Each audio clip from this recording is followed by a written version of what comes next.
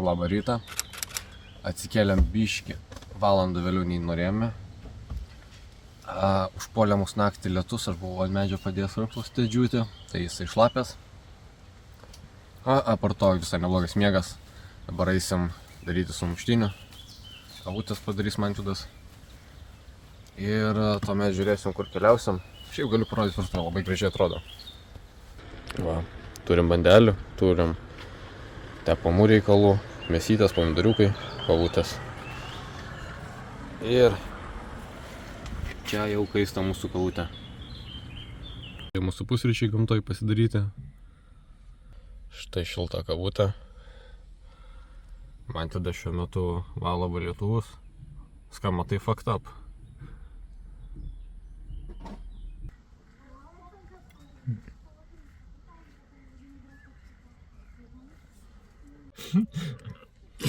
Arba vietinis šeibiukas.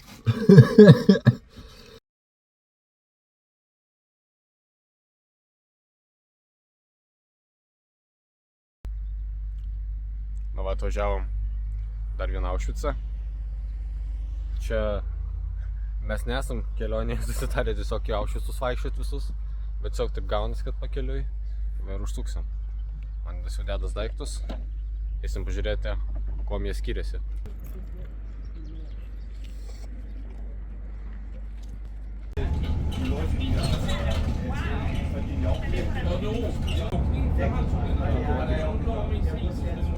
Atvažiavom į alaus gamyklą, pažiūrėsim, kaip jie čia gamina alų. Žodžiu, šiandieną labai nesiseka.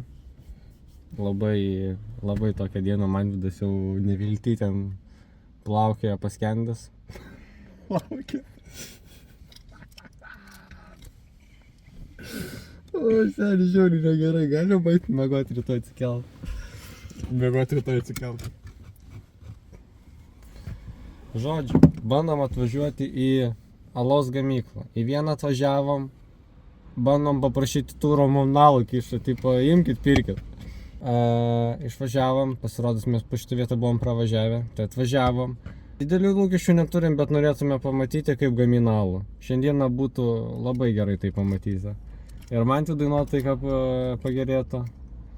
Ne, ta prasme, mus siuntinėja realiai iš vienos vietos į kitą. Ir vis, tai kažkas negerai, tai kažkas netinka, tai nuo kažkada įleidžia, tai ten uždaryta, tai važiuokite ant 3-4 raidžių.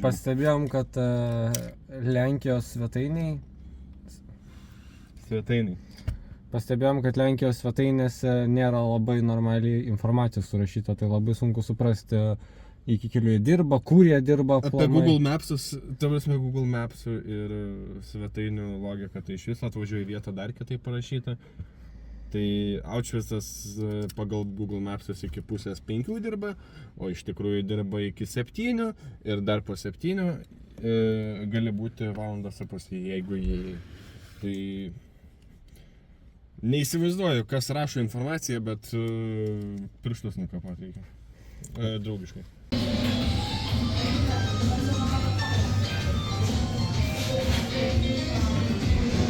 Atvažiavom į Tyskę alaus fabriką, nusipirkom bilietukus, dabar pusvalanduką laukiam, geriam sultis. Pasižiūrėsim, kaip gamina alų. Turėtume dar gauti patestuoti jį. Turėtų būti alaus istorija, bet kiek patys žinom, tai šitą gamyklą jau 400 metų aplamai kaip įmonė dirba. Ką čia daro? Didžiausias alaus gamintojas Lenkijai. Ar jis ypatingas? Nu, paprastas alus geras. Ir tiek, manau. Labai gerai išvystytas tiesiog paprastas skonis alus. Turim savo gidą. Labai fainas žmogus, labai viską gerai išaiškina. Dabar čia uostom visokie javus ir įvairiausius komponentus, kurie įeina į alų.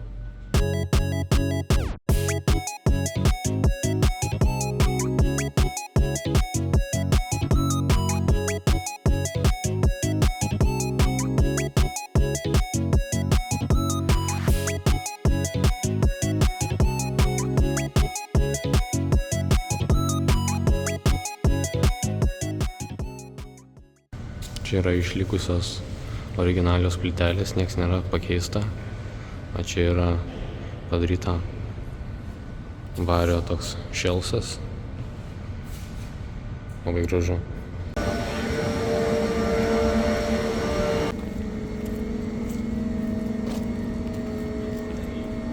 Tuose mažose kanistruose pasirodos yra 250 tūkstančių litrų talpa. Ir aš maniau, kad tai yra daug. Šitose 560 tūkstančių litrų talpos. Wow.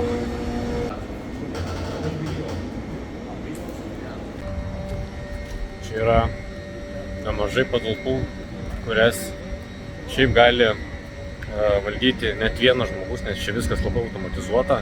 Išlaikyta pats dizainas, bet labai automatizuota.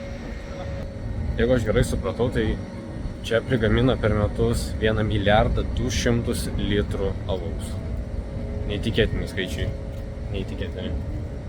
Ir šitas fabrikas gerą paruoštą gerimui alų pagamina per maž 21-22 dienas.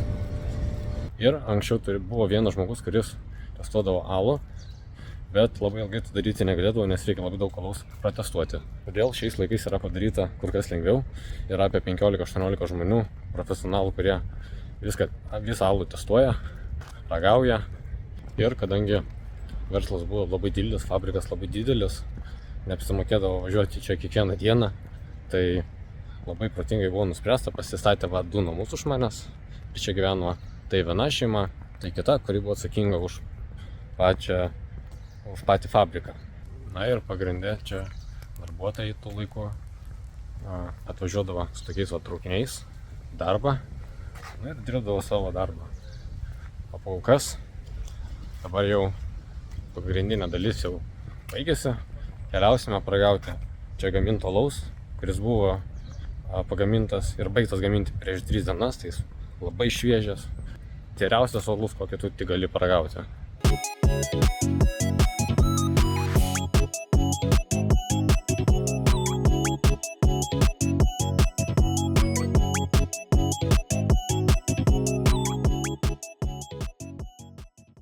Čia visur tiek daug įvairiausių kvapų, ir saldžių, ir karčių, ir tokių citrusinių, visokie javai, apiniai. Tiek daug įvairiausių kvapų, čia realiai atsigeria alaus vieno kvapo. Normaliai, nieks nelūžo. Baigėsi turas, prisėdom, gavom savo nemokamą alaus, iš tiesų tai jisai tiesiog, man atrodo, įeina į bilieto kainą. Tai man tai kokie įspūdžiai. Labai patiko, net realiai fotkint, filmuot nesinorėjo.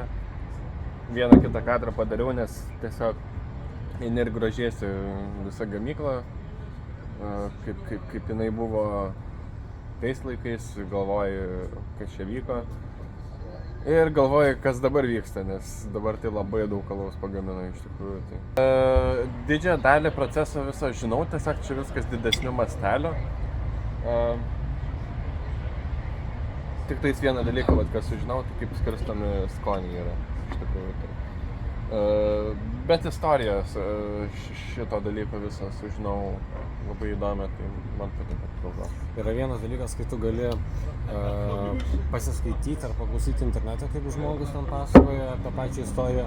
Yra vienas dalykas, kai turi tokį labai gerą gidą, kuris labai nuoširdžiai viską papasakoja. Ir vienintelis dalykas, ko norėjau jo paklausti ir pamiršau, kiek jisai pats išgeria alaus. To norėjau paklausti. O čia buvo labai nuostabi patirtis. Jeigu būsit Lenkijoje, tai labai rekomenduoju.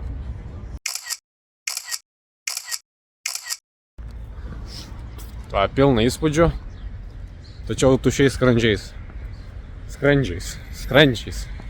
Tai einam dabar jau ištaisyti, galvojam pabandysim lenkiškų burgerių.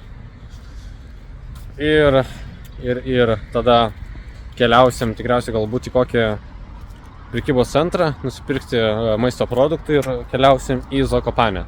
Ten apžiūrėsim kalnus, palaipiosim, gal ten netgi, jeigu labai mums patiks, tai praleisim netgi 2 dienas. Keliaujam.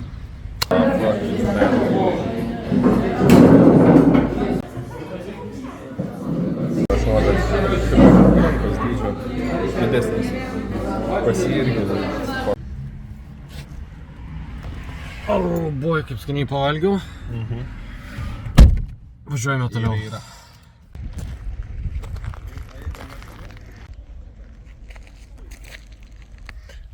Atvykome į Birkenau koncentracijos stovyklą. Judame apžiūrėti.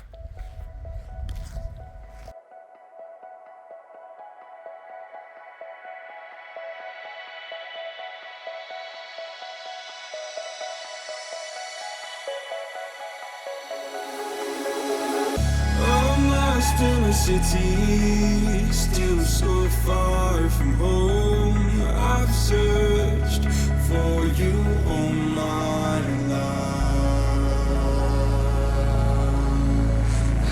Cast out like a shadow, racing towards the light. I pray to see you one more time.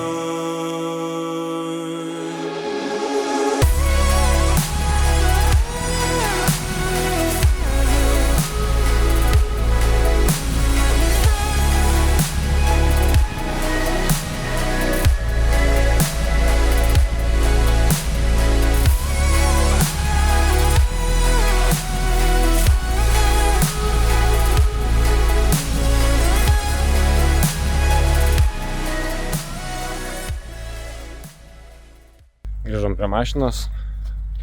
Jau yra po 8 vakaro. Oho, koks labaliukas. Ačiū bitutė. Nuvažiuosim prie kokio prekybcentrio. Pasikrausim laptopą. Reikia man tada išsikelti video medžiagą. Ir tada jau keliausim link Zakopanės.